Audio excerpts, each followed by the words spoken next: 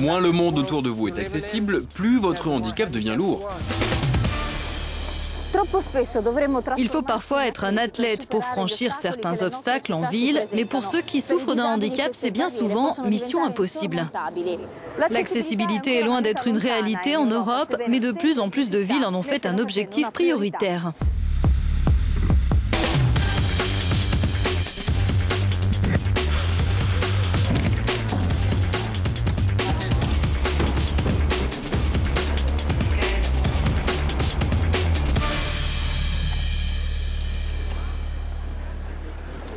Malgré un accident de snowboard en 2001 qui le laisse paralysé, Kees-Jan van der Klauster vit à 100 à l'heure. Il participe à des compétitions de ski. Il a remporté une médaille d'or aux Winter X Games en 2008. Il apprend à des enfants en fauteuil à circuler dans un monde rarement adapté à leurs besoins. KJ le constate lui-même. Ce qui m'arrive souvent quand je trouve un petit restaurant sympa et que je veux entrer, c'est qu'il y a des marches. Celles-là ne sont pas très hautes. Mais bon, on va essayer de voir quel est le menu et si j'arrive à entrer.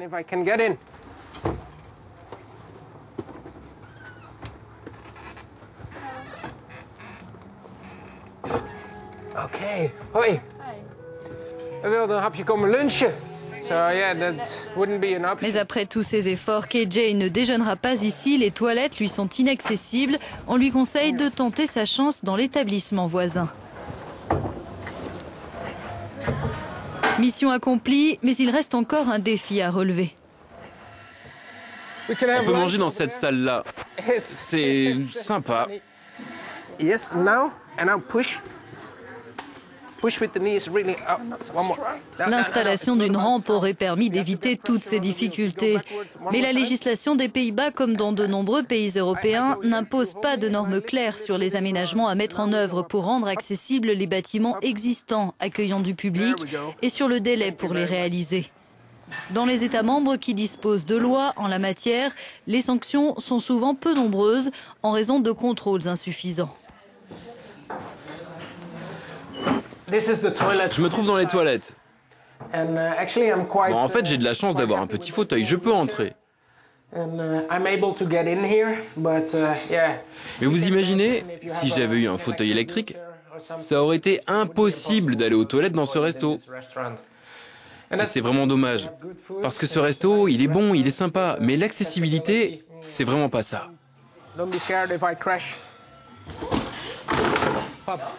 Mais ces 3 marches peuvent très bien dissuader une autre personne en fauteuil de déjeuner ici, voire de sortir de chez elle. Très peu de personnes handicapées ont une présence active dans la société, en particulier celles en fauteuil, qui sont nombreuses à rester à leur domicile. Quand il y aura plus de gens en fauteuil qui sortiront, les propriétaires de commerce réaliseront peut-être qu'il faut améliorer leur accessibilité.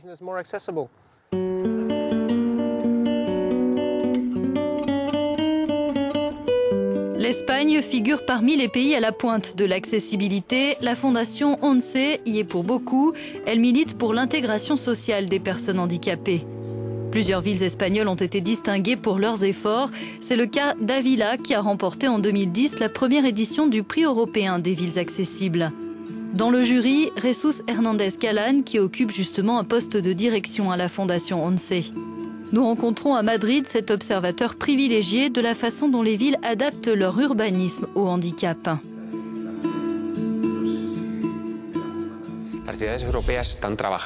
Les villes européennes font des efforts pour devenir plus accessibles. Il y a des améliorations, mais elles sont mises en œuvre trop lentement. On a besoin d'une loi sur l'accessibilité à l'échelle de l'Union européenne. Il faut harmoniser les législations en vigueur dans les États membres pour faire en sorte que tous les pays avancent dans la même direction.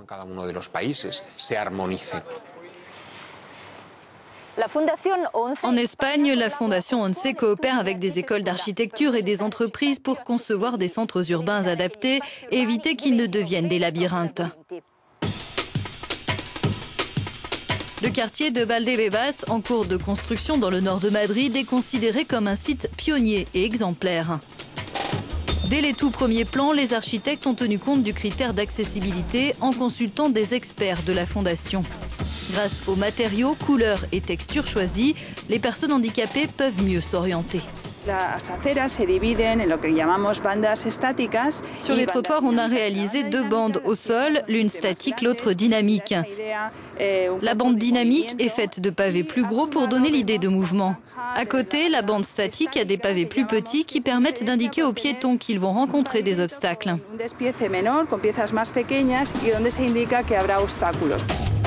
Cette signalétique qui repose sur les textures et les couleurs s'adresse notamment à ceux qui souffrent de troubles visuels ou mentaux.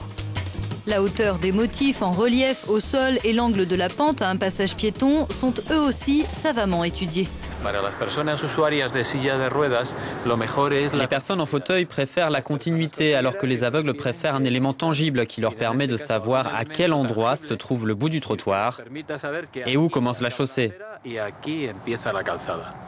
Quelque chose qui leur permette de sentir immédiatement sous leurs pieds s'ils s'engagent sur un passage piéton.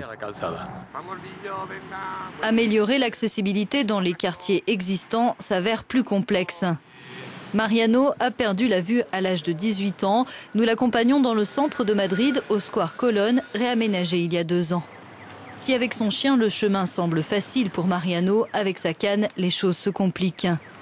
Dans cet espace pourtant rénové, il y a des ratés, des blocs de pierre au bord tranchant, des reliefs au sol trop hauts et un arrêt de bus au design déroutant. Des autocollants bleus ont été ajoutés pour mieux signaler la présence de vitres. C'est vraiment étrange, parce qu'il y a ces ouvertures ici, et on ne comprend pas pourquoi. Si on se fie à la tranche de certaines vitres, c'est vraiment déroutant, parce qu'on se demande sur quoi débouche cette ouverture. Est-ce que je sors de l'arrêt de bus ? Est-ce que je suis devant, sur le côté ? Et pourquoi il y a un recoin ici ? Pour encourager les collectivités de l'Union à faire des efforts, la Commission européenne est en train de préparer une proposition d'acte européen sur l'accessibilité. Elle travaille à l'élaboration de normes européennes en la matière. L'objectif à l'avenir, c'est qu'on n'ait plus besoin de demander, par exemple, quand on veut aller dans un hôtel, s'il est accessible. De la même façon qu'aujourd'hui, on ne demande jamais s'il y a l'eau et l'électricité. Pour nous, c'est une chose acquise. Le manque d'accessibilité est considéré comme l'une des formes les moins visibles de discrimination. Pourtant, comme n'importe qui, les personnes handicapées ont droit à une vie sociale sans entrave.